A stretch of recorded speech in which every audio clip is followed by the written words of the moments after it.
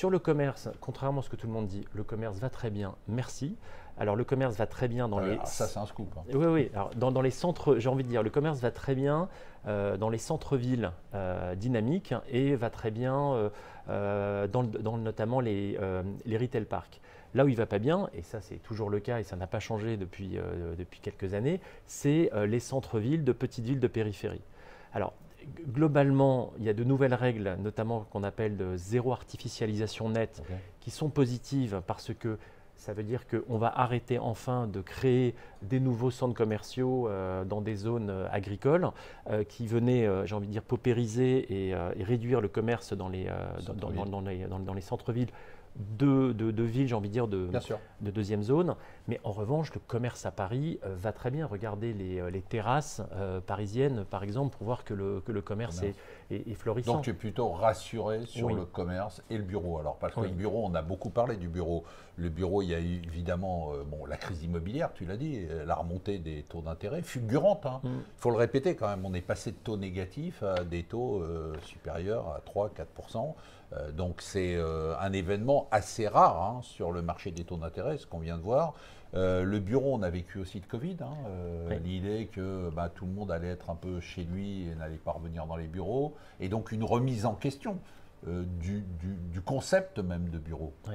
Qu'est-ce qu'on observe? Alors là où tu as raison, c'est que autant sur le commerce et le résidentiel, je reste effectivement plutôt très positif et je sais que sur le commerce, il peut y avoir des débats. Autant sur le bureau, effectivement, il y a trois mots et si vous avez les trois, vous êtes encore dans la crise, c'est le gros bureau de périphérie. Et effectivement, les usages post-Covid ont changé, le télétravail est une réalité et donc on consomme le bureau de manière très différente. Et on consomme aussi le bureau, je veux dire, les transports en commun aujourd'hui sont devenus quelque chose de bien plus important. Les gens aiment de moins en moins prendre leur voiture et si vous voulez attirer des talents, eh bien, vous devez être proche des lieux de vie et des transports en commun. Et ça, c'est vraiment des choses importantes. Et donc, effectivement, aujourd'hui, on est encore dans la crise. Le gros bureau de périphérie n'est plus à la mode. Et effectivement, sa transformation va prendre un certain temps. Comme tu le sais, l'immobilier, c'est le temps long. On en parlait déjà quand on s'est vu il y a un peu moins d'un an. Eh bien, on est encore dans une phase où il faut absorber ces mètres carrés de bureaux de périphérie. Mais quand je dis bien gros bureau de périphérie, ça veut dire que le bureau parisien va très bien.